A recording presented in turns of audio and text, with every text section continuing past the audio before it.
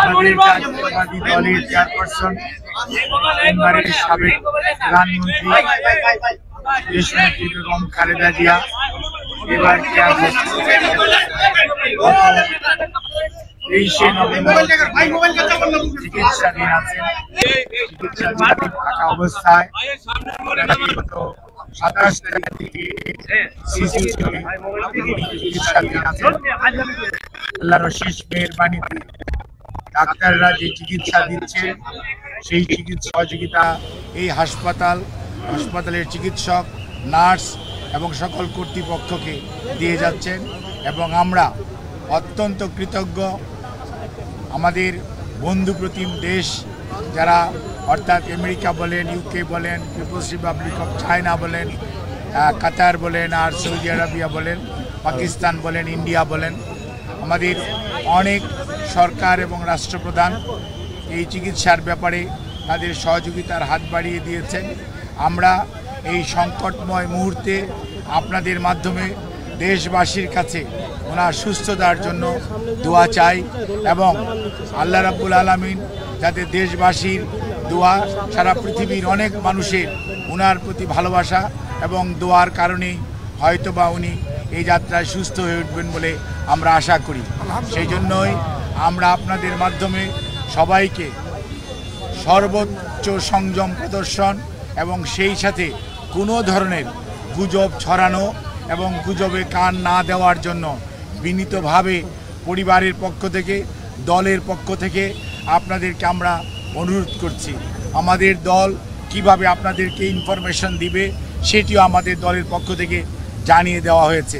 কাজেই সম্মানিত সাংবাদিক ভাই ও বোনেরা, আপনারা ধৈর্য ধরুন। দীর্ঘ 6 বৎসর যাবৎ আপনারা আমাদেরকে সহযোগিতা করেছেন।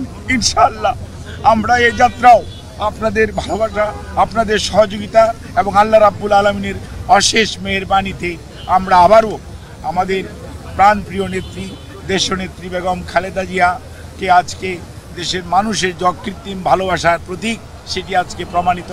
সেই লক্ষ্যেই আমরা আপনাদের সহযোগিতা চাই। আমাদের ভারপ্রাপ্ত চেয়ারম্যান জনাব তারেক রহমান আপনাদের সবাইকে অনুরোধ করেছেন যে ধৈর্য ধারণ করার জন্য এবং উনি সার্বক্ষণিকভাবে বিরামহীনভাবে দেশি বিদেশি চিকিৎসকদের সমন্বয়ে গঠিত মেডিকেল টিমের সাথে সার্বক্ষণিক যোগাযোগ রাখছেন। কাজে আপনাদের সহযোগিতা ছাড়া চিকিৎসা কার্যক্রম সঠিকভাবে পরিচালনা করা সম্ভব হবে না। কাজে কোনো ধরনের গুজবে কান না দেওয়ার জন্য আপনাদেরকে অনুরোধ করছি এবং দেশনেত্রী বেগম খালেদা জিয়ার জন্য সুস্থতার জন্য আপনাদের মাধ্যমে দেশ তথা সকল ধর্মের মানুষের প্রতি আমরা উদাত্ত আহ্বান জানাচ্ছি। আমাদের দলের পক্ষ থেকে জানানো হয়েছে, আমাদের দলের সিনিয়র যুগ্ম মহাসচিব জনাব রিজভী আহমেদ ওনার স্বাস্থ্য ব্যতীত অন্যান্য বিষয়ে আপনাদেরকে মাঝে মাঝে ব্রিফ করবেন। আর আমি ডাক্তার এসএনএম জাহিদ হোসেন, দলের একজন কর্মী, আমি আপনাদেরকে ওনার স্বাস্থ্য নিয়ে ব্রিফ করব।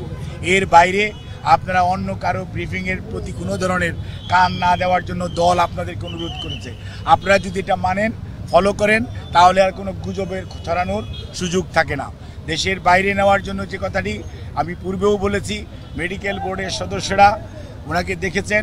আজকেও ইউকে থেকে ওনাকে দেখার জন্য বিশেষজ্ঞ আসবেন এবং ওনারা দেখবেন। দেখার পরবর্তীতে ওনাকে যদি ট্রান্সফারেবল হয়, আমাদের যদি ট্রান্সফার করার প্রয়োজন পড়ে মেডিকেল বোর্ড মনে করে, তখনই ওনাকে সেই যথাযথ সময়ে ওনাকে চিকিৎসার জন্য দেশের বাইরে নিয়ে যাওয়া হবে।